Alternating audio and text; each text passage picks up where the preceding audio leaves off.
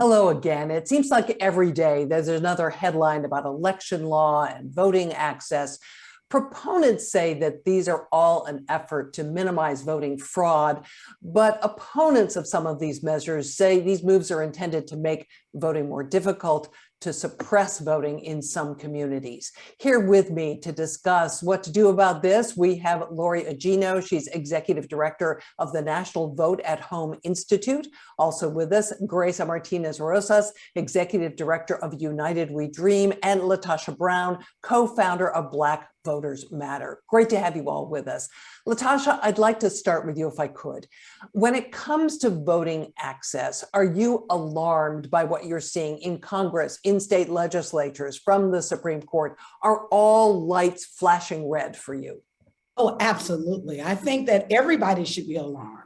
What we're seeing right now is a total attack on democracy to unravel the democratic systems that we have in place. And we still don't have the full infrastructure that we need to actually have pluralism in this nation. But what is happening right now, and I think the boundaries are being tested every single day, there's always been a strategy that has been used to actually undermine voting rights in this country. There's been three parts. The first part has been around restricting access to the ballot, creating additional barriers to make it harder for people to vote. The second issue has been literally weaponizing the administrative process, legalizing efforts and activities that say, well, it's legal, but it also becomes another barrier in itself. And then third piece has been creating a culture of fear. And so that's what we're seeing right now. We're seeing all of those on multiple levels, on the state level and on federal level, happen on a massive scale to actually be able to undermine the voting power of people in this nation. And so the alarms have been ringing for a while, but the alarms, we're here in this moment.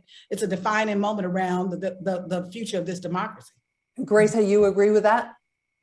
Absolutely. I'll follow LaTosha wherever she goes. And when she says there's smoke, there's fire. And so I'm clear that from the fight for women to gain access to voting, from the work of courageous leadership of Black people from the South in this country to demand voting rights. And in this moment, when you see people like LaTosha, like the members of United We Dream, that are undocumented young people that have grown up in this country and yet do not have, after 35 years, the access to voting for our representatives, it is a challenge for all of us, and it's affecting all of us. But the beauty of this moment is that we are not without recourse. We are not without power. And nationwide, we've seen a multiracial coalition of groups led by Black women like LaTosha and many others that have said, this is the moment, this is our time, and brought our elected officials' feet to the fire. And so we've seen the power of organizing. Just in 2021, New York State restored the rights of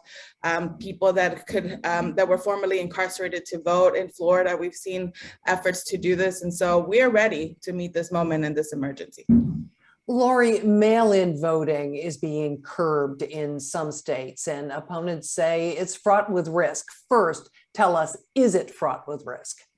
No, absolutely not. And I think voters across this country in 2020 relied on mail-in voting so that they could participate and that they could do so safely and securely. And seeing that some states are making it harder to access the most fundamental right is just beyond disheartening.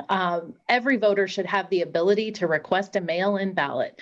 In fact, if we had it our way, every voter would automatically be mailed a ballot for every election. But, requiring excuses or putting burdensome requirements in place just to access that ballot, and then, seeing what is happening in some states now where there are additional requirements that you have to meet to just apply and then to have your ballot counted, just really disheartening. And at the end of the day, a mail-in ballot with plenty of opportunities to return that ballot should be the norm, and certainly shouldn't require an excuse.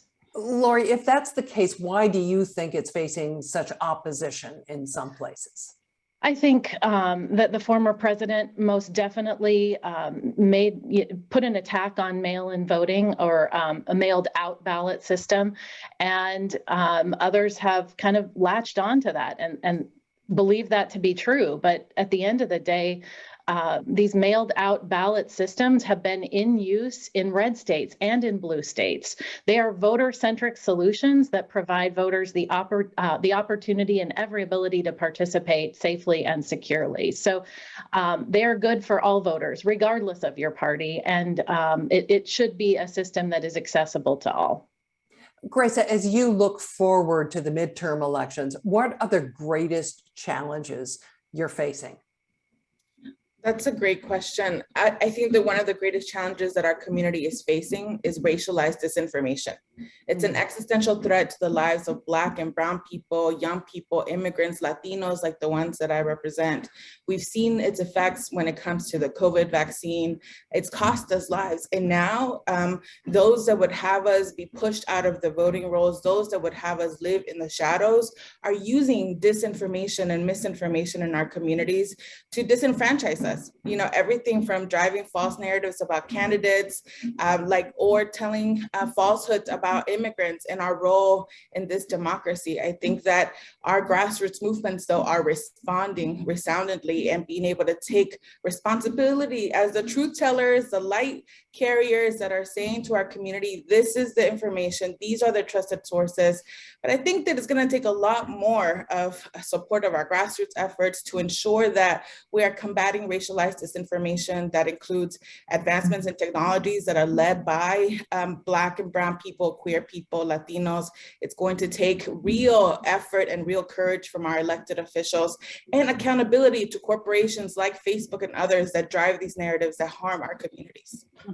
LaTosha, are you also seeing this racialized disinformation, and what impact is it having? Is it discouraging people, do you think, from wanting to participate in democracy? You know, I think it's a spectrum of how people are responding to it. I think that there are certainly people, I think what we do know is it's creating confusion, right? But I think that there are some people who are drawing a line in the sand, they see it, they're getting frustrated, and they're activated. There are others that are actually following kind of the same line of thinking, and the danger of it is because ultimately, I think the worst part of it is that it creates confusion, right? And so people really don't know what information to be able to discern what's real and not real. But I want to build on something that Greisa said, and I think both she and Lori talked about it. You know, we're talking about kind of these elements of what's happening with voter suppression. That's the conversation, or what's happening around the attack on the vote. You pretty much would have to be in a coma at this point if you're not seeing that the vote is under attack. And so while I think that that's kind of the framing of a conversation that we need to have in this nation, a larger conversation in this nation is that we need to talk about if we really want America to be a true democracy. The truth of the matter is democracy, as has been laid out in the Constitution, we've never had the full franchisement of citizens in this nation, right? And so that it's a moment right now that we're really being able to define if we're going to continue to grow as a nation where there's mass inequities, where there are few people who benefit from the work of the rest of us, if we're going to continue to go as a nation that when people vote, they're punished for how they voted and who they voted for. Like, will democracy just be a propaganda piece that we spread around the world, or will democracy be a principle that we're literally anchoring all of our systems in? And I do think, and I'm raising that because I don't see the kind of response that is operating like this is an emergency. We're seeing the flashing lights, but it's almost like it's the neighbor that's just peeping out the window and saying, oh, wow, what happened over there? No, your own house is on fire. LaTosha, there's a lot to unpack there. I want to center on one part of it, which is information. Lori, you have been an election official. Mm-hmm. One of the things that strikes me is that the rules are changing. It seems with great rapidity. How hard do you think it's going to be for voters and for organizations like all of yours to get good information into the hands of voters so they know where to go and what to do in order to have their vote count? That is absolutely the biggest challenge that we have right now, because you tune into national media every day and there is discussion about what the rules are in any given state. And that is so hard for any individual voter to know, okay, what does that mean for me? Am I going to get my ballot automatically? Can I, where am I supposed to go? What are the rules? And so I think that is the biggest challenge for individual voters, the biggest challenge for elections officials, the biggest challenge for grassroots organizers, to know what the rules are, to ensure that they're communicating the accurate rules, because the last thing anyone wants to do that is doing this, that is really, talking about the process and doing so in a way where they want to actually spread accurate information.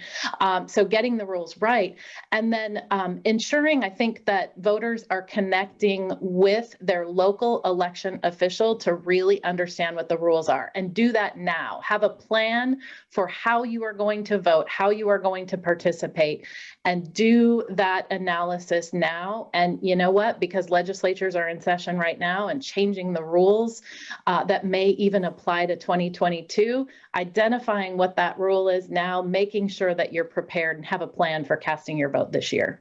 Lori, let me just follow up on this for a moment. There has been a lot of discussion about how election positions are being filled with partisans. Can people trust the information that they're going to be getting from local election officials? I hope so. If you can't trust your local elections office, I mean, we've got bigger problems. I think that what I would recommend is, voters contacting their local election office, going to visit the election office, observe the process. These are folks that are at, the hyper local level, representing you and delivering democracy for the voters, either in that township or in that county. So go to that office. Understand what the rules are, and again, have that plan to participate. And I always encourage election observation because that can help. That can help voters understand what the process is and be more educated so that they can share accurate information. Greisa, the forces that are trying to undermine voting rights are very well funded. Do you find yourself totally outgunned? Well, what I know to be true is that any victories that have had moved this country forward have been a result of grassroots organizing. And so when we look at the resources that the far right is expanding or spending in this moment, it's easy to feel small. But when I look at the power of organizing, when I look at the work that people in Arizona, like our affiliates, United Region members of Utah, have done to change the tide in the state, when I've looked at what's been happening in Georgia, and LaTosha is like the person on this panel that can talk more about that, I am reminded about the power of organizing. But what is true and what is important is that it matters that we have access to the vote. It matters that people that are able to vote are doing so. And it also matters that everyone sees themselves in this fight. The reality is that I'm undocumented. I don't have the ability to vote. My access to democracy is limited. But that means that I have even more of a responsibility to support the efforts to ensure that our democracy is available for all of us. Because this isn't really about just being able to pick some, I don't know really what happens in the voting booth, but like I imagine there's a computer or something that you put in there. But it's more than just that. It's about the lives of the members of United We Dream. It's about the ability for a young kid like myself growing up in Texas to have access to education and books and food. It is about this larger conversation that we're having in this country about who belongs. And it is more than just about bridging a gap and ensuring that people on both sides are able to talk to one another. We have to win the argument that this democracy belongs to all of us, that are documented people, Black people, women, queer young people like myself belonging it, and we're not going to back down. We're going to hold our elected officials to make that a reality for all of us. LaTosha, your organization is Black Voters Matter. In this moment, is it going to be hard to mobilize Black voters, or are they somewhat discouraged by what's been happening or not happening on the national scene? That's a really excellent question, because I think we're finding a little bit of everything. I think we're finding people are frustrated. They're frustrated for a number of reasons. They're frustrated that when you look at the things that Black voters made key and central for them in the last election cycle, the presidential election cycle, with criminal justice reform, we still have not achieved criminal justice reform. They really wanted to make sure that there was an issue around dealing with racial progress. We've not seen at the level and the scale that I think people wanted. I don't think watching the incident of how the Haitians were treated opposed to how we've seen other immigrants be treated, has also fed into this narrative of anti-Blackness. And then I think the third thing is voting rights. Many people that I talked to thought that should be a slam dunk. You know, we understand the nuances, but we also recognize that there is a growing frustration in the community. What I do believe, though, and I think Georgia can be instructive to that, in 2018, we were extremely frustrated in the governor's race that happened there, where many people felt like Stacey Abrams and Brian Kemp, who is the current governor, were running, that race had been stolen from her, as he had used his office, he had abused his office as Secretary of State to take out hundreds of thousands of voters. And many people thought that folks would be so frustrated that they would actually disengage. Well, because of the work of grassroots organizations on the ground to actually educate people and to actually bring folks in the fold and expand it, what we saw is that energy of anger be transformed into an energy of activation. And I think we're going to have to do that too. I think we're going to have to literally, I've said this from day one, there's some things that to put the burden for us to out-organize. It's like, can you out-organize an oppression? Well, you know, there are elements of it, but the bottom line is oppression creates barriers oftentimes and walls oftentimes that they're just too enormous for us to try to jump, or even for us to really be able to make the kind of progress. So what I do believe there has to be a narrative shift, something that Greisa said earlier. I think it was Lori who shared around kind of this narrative that we've got to shift this story around that it's not just about what is happening to individual Black voters.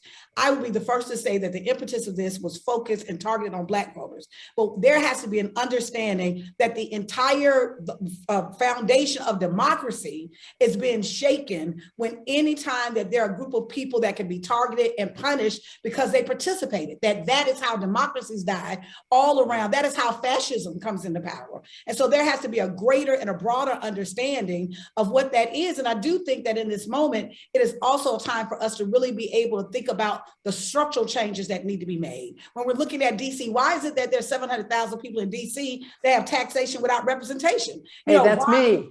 Right. Like, why is that acceptable to us? So we've got to get serious about this democracy thing. Instead of democracy just being this element of propaganda and convenience, it has to be real and it has to be aligned with structural change that is going to lead itself to supporting the kind of citizens that we have representative democracy in this nation. And we're not there yet, but believe it or not, I actually believe this is the closest of the opportunity we ever had to get there, because people are really looking at the structural issues in ways that they've not looked at before.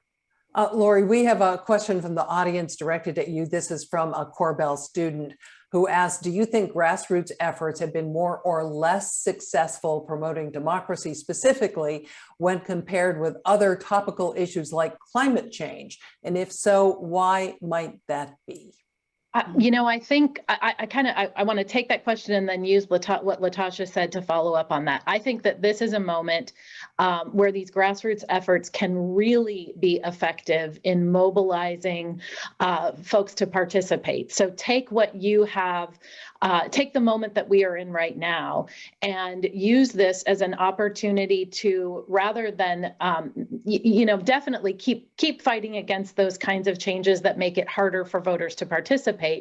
But use that as a means for ensuring that voters participate. Determine what these rules are in each state, in your area, working with those local election offices to ensure that you know what the rules are and that they're accurate, and then mobilize, working with those trusted, be a trusted voice and working with voters in your community to ensure that they can participate no matter what the rules are. And so taking those opportunities now in this moment, I think could be incredibly effective if we can not only work to improve the system, and we think the full vote at home system is really the answer.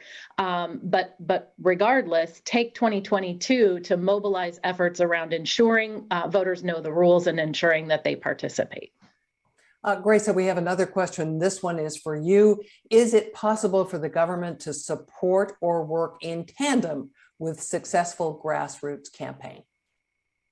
Absolutely. I think that we've seen the ability for a government that works for the people when we see policies like deferred action for childhood arrivals, this protection that nearly 700,000 undocumented people demanded with a grassroots effort and made real with some government support. I think that what we are seeing in states like New York that just passed voting rights for non-citizens, I think is one example in which local governments are leading the way at what could be possible. We are seeing across the country efforts to ensure that undocumented people, Black folks, young people have access to the much needed COVID relief. So absolutely, I wouldn't be doing my job correctly or this work if I didn't believe that to be possible. And a true and healthy democracy welcomes dissent, welcomes the ability to be better, and welcomes the ability to work to strive to include all of us. The reality is, Jeanne and everyone watching, that I represent undocumented people, 11 million undocumented people that have been in this country and have been demanding protection for more than 35 years. All we want is citizenship. All we want is the ability to be able to drive home to our kids and deliver food that is fair. And in this moment, what we've seen that this Congress and Democrats that have been elected to represent us have failed to deliver not only for 11 million undocumented people, but in the voting rights conversation that LaTosha was talking about, and many other ways. And so it is up to us, it is up to young people, people that are courageous and visionary, to make this government work for all of us. You mentioned documentation. That relates to another audience question, this one coming from Billy in Denver. One emphasis nowadays is on requiring ID from every voter. As a former Arizonan, I worry about the Native American elders who don't have such documents and already have been shut out of some elections. How can they be accommodated? Greisa, Lori, do either of you have thoughts, or LaTosha? I would love Greisa. I know Greisa has done a lot of work with Indigenous communities. So, Greisa. Well, I'll say that there's the Native Organizing Alliance that has been spearheading works in places all across the country to ensure that Native American and their growing political power continues to be leveraged. I think Judith LeBlanc and many others have been leading the way. But what's important is that documentation is another way in which racialized disinformation and racialized disenfranchisement happens all across our communities, including Black and Brown people, Latinos, and Indigenous folks. And so, yes, they are right to be concerned. We are right to be in action, but we don't just agonize, we organize, as good organizers say. And so if you want to do something about it, join the efforts of Native Organizing Alliances, and you'll be set. LaTosha, do you want to chime in on this? Yeah, it's just one thing just to add to that. I want people to think about it. It is easier for me to move $50,000 than it is for me to go vote. Like, why is that? I can pick up my cell phone right now and move money anywhere around the world, right? How is it that we can create a system that is so secure that we can move capital within seconds? But we have this long, arduous process that one is not standardized around the country, that we have to have all of these extra pieces in something that is supposed to be a hyper value that clearly this nation doesn't value, right? And so I'm raising this, that something, now what America has been really clear as a capitalist society is that it values money. So how that which you value, you have found ways to make it convenient and accessible, but something else we have, that's because it is an intentional effort. Whether it's almost death by 1,000 cuts. It is, we shave off a few with voter ID. We shave off a few by shutting polling sites. We shave off a few by having rejection of mail-in ballots, where a study came out just this week that said Black voters, their mail-in ballots are rejected 4 times of their white counterparts. My point is, we have to acknowledge that there is a concerted effort to undermine and engage and make the process as small as possible, so that only a few would be controlling the resources of the many. In addition to that, we also have to shift from looking at this as just in this legal framework or this electoral framework. We have to see this as a human rights issue, that every single human being should have the right to have influence on the decisions that are being made about them and their family. That is a basic human right. And so we have to literally be able to fight around democracy and fight for voting rights within that same framework. Lori, a question I'm going to throw in your direction. Can you please talk about the possibility of replacing the Electoral College with a popular vote? Oh boy, that's outside of Vote at Home's Vote at Home's mission for sure. I think I'll just say because I have to follow up on what LaTosha said, we have a solution for that. It's mailing a ballot to every eligible voter across the country. That is ultimately our ultimate goal.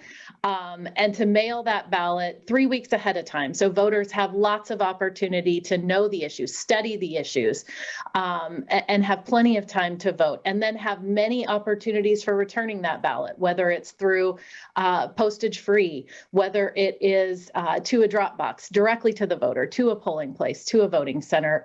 We want to provide all of those options. And then we want ballot tracking. So voters know where their ballot is in the process. They know if a ballot has been potentially looking at being rejected, they get an immediate notification from the election official, and they have an easy voter-centric method for resolving that challenge. So that is the kind of system that we see as the solution for ensuring that as many people participate as possible. And those states that are using these systems have some of the highest turnout in the country. And so that is something that we are spending at Vote at Home our resources on to ensure that voters across this country are empowered to participate. So you're all women. And I'm wondering if that's a coincidence or whether you think that women are absolutely key to the fight to expand voting rights. Greisa, you want to take that first? Yeah, well, Jeanne, I so appreciate you naming that, because I think that in my work and in my effort, I have been my first organizer was my mother. She's the one that taught me about the ability and my responsibility to speak up. And so it's not a coincidence. Young people and young women in particular, and women in this panel have been leading the way for decades and years. And I say that if you find a clear, strong-willed woman around you, follow her wherever you go, because she'll know what the next steps are. And so, no, it's not a coincidence. And it is our job to ensure that this democracy is open for all of the young women and all of the women all across the country. LaTosha, your thoughts? Yeah, I think it's because of the nature of the work. What is it that we're fighting against? We're not just fighting against laws, we're fighting against white patriarchy supremacy. That is what we're fighting against. And I think women and communities of color are uniquely impacted by that. And because of that, there's our response. We recognize a part of what is happening right now is really about the consolidation of white wealthy power of men. Isn't that in many ways how this country, like a defined democracy, that women were not able to vote, that even the human rights of other human beings, of our indigenous brothers and sisters, of Asian brothers and sisters, of African Americans, and even white people who didn't own land. The bottom line is, if democracy is to happen in America, the way that will happen, the Constitution has that right. It will be we the people. We are creating the democracy that is laid out in the Declaration of Independence. There are elements that exist, but it has not been achieved. And I think women sit squarely at the intersection of sexism and racism, which have literally been, I think, the two greatest barriers to prevent democracy from ever flourishing, evolving, and growing in the way that would lend itself to a representative democracy. I want to leave our viewers here today with some practical tips that they can use. And I want each of you to answer this very, very briefly. Lori, if you wanted to give a tip to somebody out there who wanted to mobilize their community, what would your number one tip be? To connect with your local election office, make sure you know what the rules are for how voters participate in your community, and then do everything you can to make sure that voters have the right information and that they can participate. Greisa, your number one tip? Join United We Dream Action and reclaiming our democracy by texting "Here to Stay" to 877-877, and then join LaTosha wherever she goes. Okay, LaTosha, your number one piece of advice. I think we have to shift from seeing ourselves just as citizens of this nation. We have to shift. It's the moment for us to shift and see ourselves as the founders of a new America. And that's going to require us digging in ways that we have not done before. We're going to have to be engaged, all hands on deck. And you can certainly, if you want to know what to do on a day-to-day, you can certainly follow us, blackvotersmatterfund.org on our website, or come get on the Blackest Bus in America as we make democracy in this nation. And we have to leave it there. LaTosha Brown, Greisa, Martínez, Rosas, and Lori Augino, thank you all for joining us here today. So appreciated this conversation. More is ahead. Stay with us.